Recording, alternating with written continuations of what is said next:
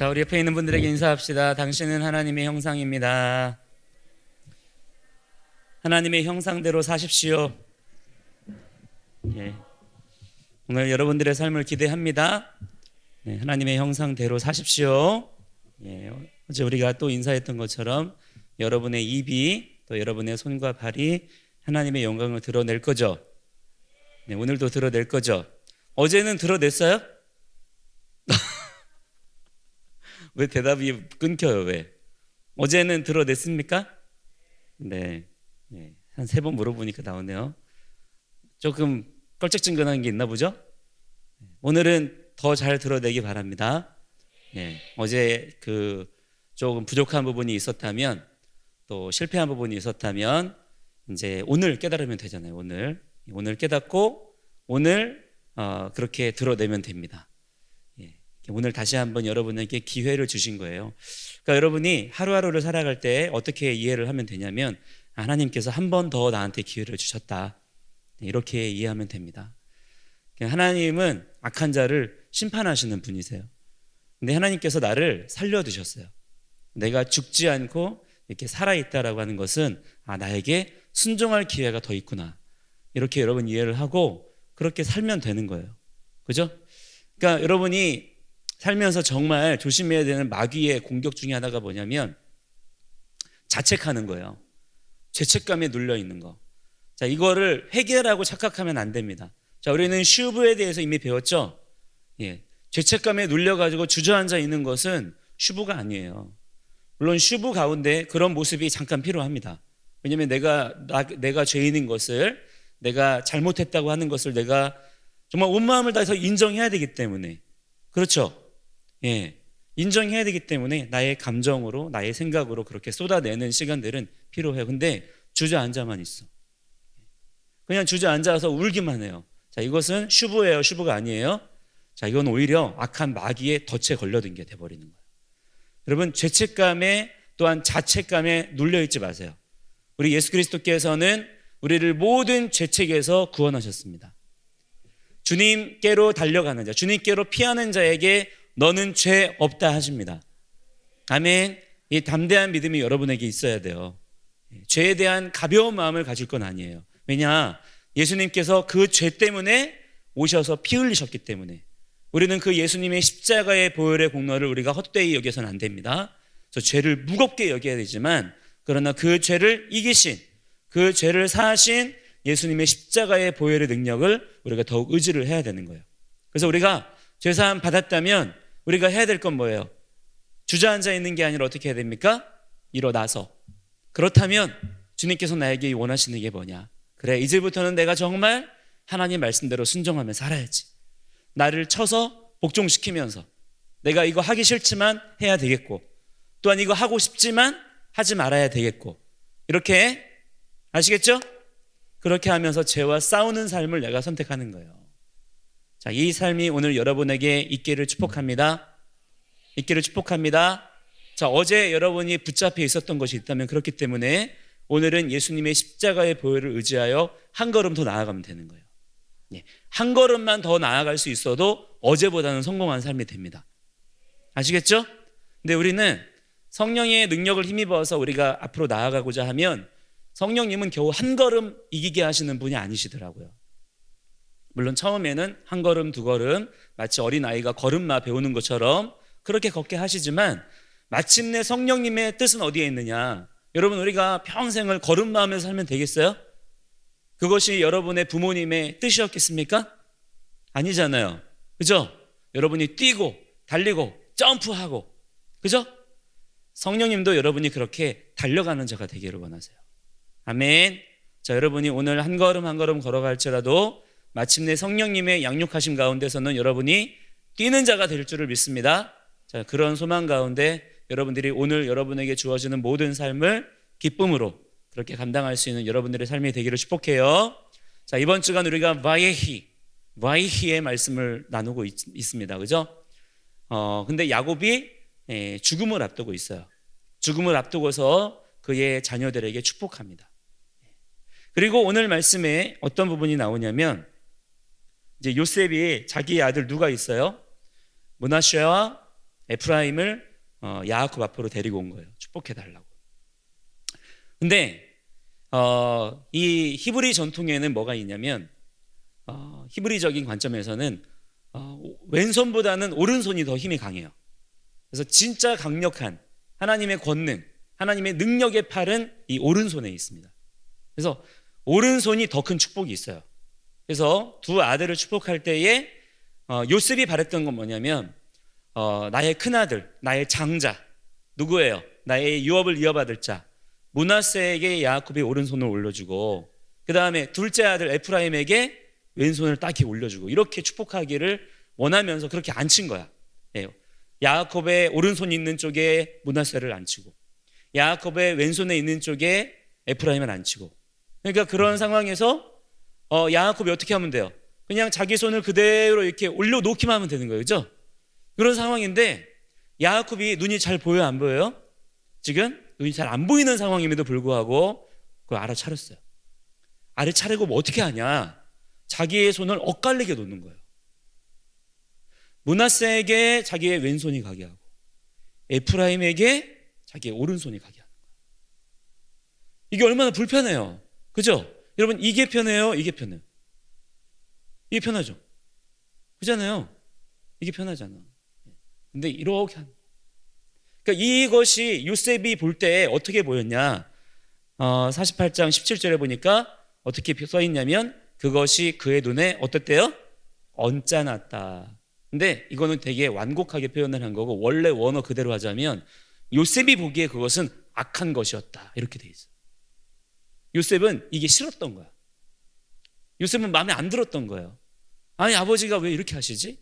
내가 이렇게 놨으면 이렇게 하시면 되는데 뭔가 이렇게 했다는 것은 아버지의 의도가 있다고 그렇게 여겨진 거예요. 그래서 요셉이 뭐라고 얘기하냐면, 아버지 아니에요. 아버지, 참으로 이 아이가, 이쪽 오른쪽에 있는 아이가 맏아들입니다. 오른손을 거기다 놓으셔야 돼요. 자, 이것이 요셉의 의도였어요. 요셉의 생각이었어요. 그렇게 돼야 된다고 생각했어요. 자, 그런데 야곱이 그 이야기를 듣고 뭐라고 얘기해요? 19절에 보니까 아버지가 거절했어요. 몰라서 한 게 아니라 이 말이에요. 거절했어요. 뭐라고 얘기하냐? 내가 안다, 내 아들아. 내가 안다. 자, 이 말은 무슨 말이냐면, 원래대로 표현을 하자면 내가 이제야 본다. 내가 이제야 뭔지를 알겠다. 내가 이제야 하나님의 뜻이 무엇인지를 알 것 같다, 라는 이야기를 한 거예요. 자, 지금 요셉이 어떤 상황이에요? 자, 21절에 보니까 야곱이 뭐라고 얘기해요? 자기가 알아요. 뭐라고 얘기합니까? 보라, 나는 죽는다, 얘기하는 거예요.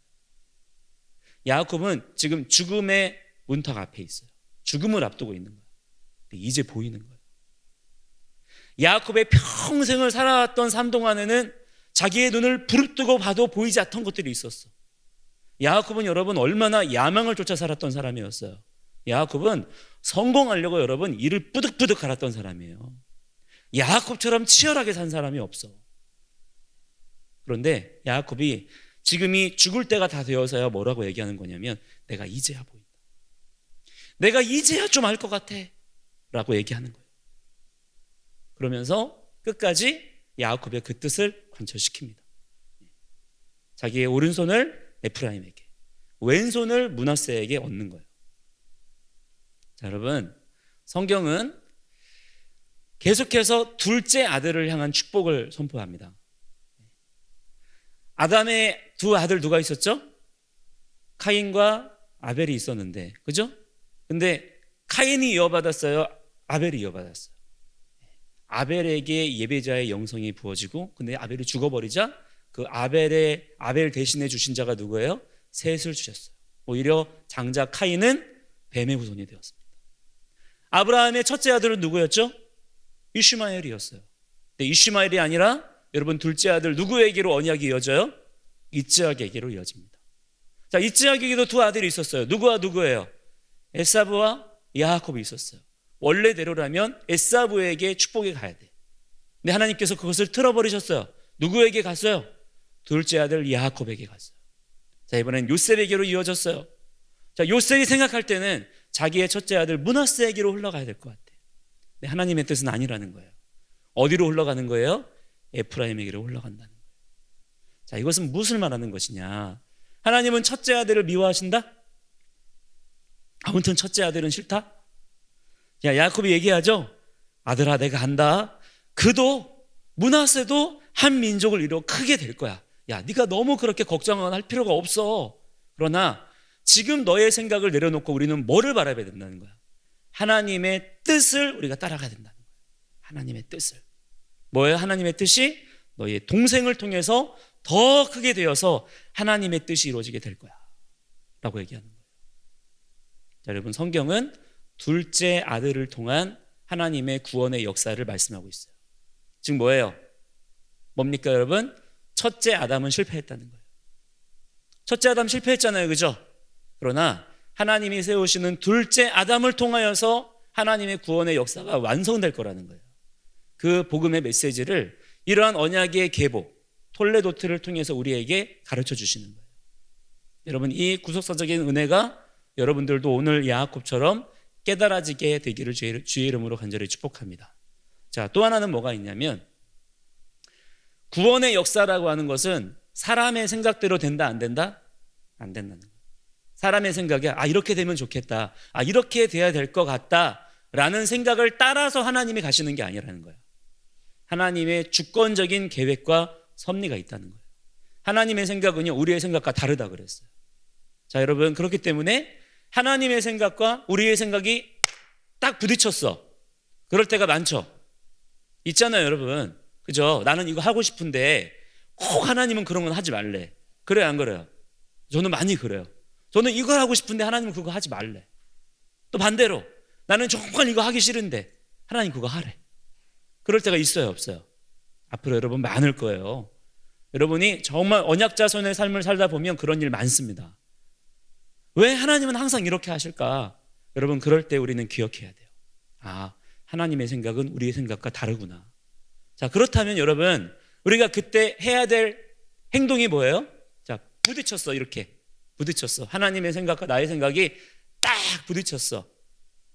그러면 우리가 뭐를 생각해야 되죠? 아우 짜증나, 아우 힘들어, 아우 원망 불평. 자, 이것이 여러분 옳은 것인가요?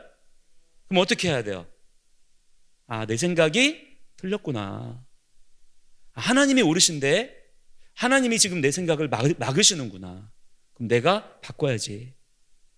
이것이 나에게 좋은 거지. 이것이 복이구나. 내가 잘못 생각했네. 여러분, 이것이 훈련이에요, 훈련. 처음에는 아파요. 자꾸 부딪히면 아파, 힘들어.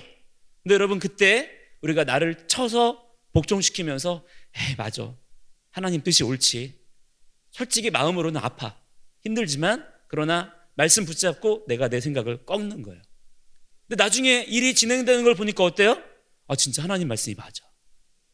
하나님이 내 마음엔 안 들었는데 하나님이 진짜 하나님이 옳으셨네. 그거를 여러분들이 점점 많이 경험하는 거예요. 한 번, 두 번 그런 경험들이 축적되잖아요. 그럼 그 다음부터는 딱 부딪히는 일들이 점점 줄어들 뿐더러 여러분, 부딪혀도 안 아파요. 별로 안 아파. 이번엔 내가 틀렸구나. 이렇게 바로 인정할 수 있는 거예요. 여러분이 그러한 하나님의 순종의 지혜가 있게 되기를 축복합니다. 세상에도 여러분 맞을 일들이 가끔 있지만 여러분, 세상에서 잠깐 맞는 것보다 하나님께 한 대 얻어맞는 게 훨씬 아파요. 여러분, 하나님께 얻어맞지 않는 자가 되기를 축복합니다. 그러나 여러분, 얻어맞아야 될 상황들이 있더라고요. 그때는 여러분, 얻어맞는다고 해서 하나님을 미워하고 원망하는 자가 아니라 그런 분들 많아요. 많아. 하나님께 한번 얻어맞은 거, 여러분 사랑의 매라고 들어봤죠? 하나님의 그 얻어맞은 사랑의 매, 그 한 대 맞았다고 못 견디고 시험 들었다고 하나님 나 안 사랑하신 그런 분들 많아요, 의외로. 여러분은 절대 그러지 마세요. 오히려 한 대 맞았어. 그럼 어떻게 해야 돼요? 다음부터 내가 조심해야지. 그러지 말아야지. 그렇게 하면 그 사람은 성장을 하는 거야. 할렐루야. 오늘 여러분에게 그러한 은혜가 있게 되기를 축복합니다. 그래서 오늘 여러분이 야곱처럼 이렇게 고백해야 돼요. 아직 죽을 때가 되진 않았지만 그러나 내가 안다, 내 아들아. 내가 안다. 내가 이제야 보인다. 이게 여러분 우리에게는 어떻게 성취가 되었냐면 성령님이 우리 가운데 오셨잖아요. 우리가 십자가에서 이미 죽었어요. 그렇죠? 우리는 십자가에서 이미 죽었습니다. 내 안에 성령님이 오셔서 다시 산 자가 되었어요. 그래서 우리는 이 고백을 더 놀랍게 할 수가 있습니다. 자, 함께 이 시간에 기도할 때 우리가 이렇게 기도했으면 좋겠어요. 하나님, 주님께서 저에게 빛 비추어 주셔서 진짜가 무엇인지를 우리가 알게 하여 주옵소서. 이렇게 여러분 기도했으면 좋겠어요. 때로 여러분들이 뭐 해라 그러면 부모님이 됐든 선교사님이 됐든 야 이거 해라 그러면 여러분들이 제일 자주 대답하는 게 뭐냐면 왜요? 그래요. 왜요? 물어봐. 그 이유를 알고 싶다. 내가 그것을 해야 되는 이유가 뭐냐 이거야. 자, 그 속에는 뭐가 담겨 있냐. 내가 지금 그것이 이해가 되어지고 설득이 되어져야 그거 하겠다 이거예요. 여러분, 이것은 순종의 마음일까요? 사실은 불순종의 마음일까요? 여러분, 이건 불순종의 마음이에요. 자, 여러분에게 야 뭐 해라 그러면 여러분이 그 대답을 어떻게 해야 돼요? 네 하는 거예요. 그럼 여러분은 그냥 덮어놓고 그냥 몰라도 돼요? 몰라도 돼? 그냥 뭔지도 모르고 그냥 시키는 대로만 하면 되는 거야? 그게 아니에요. 하면서 배우는 거예요. 네, 하면서. 여러분이 먼저 순종하고 순종을 통해서 배우는 게 훨씬 더 큽니다. 자, 여러분이 좋아요.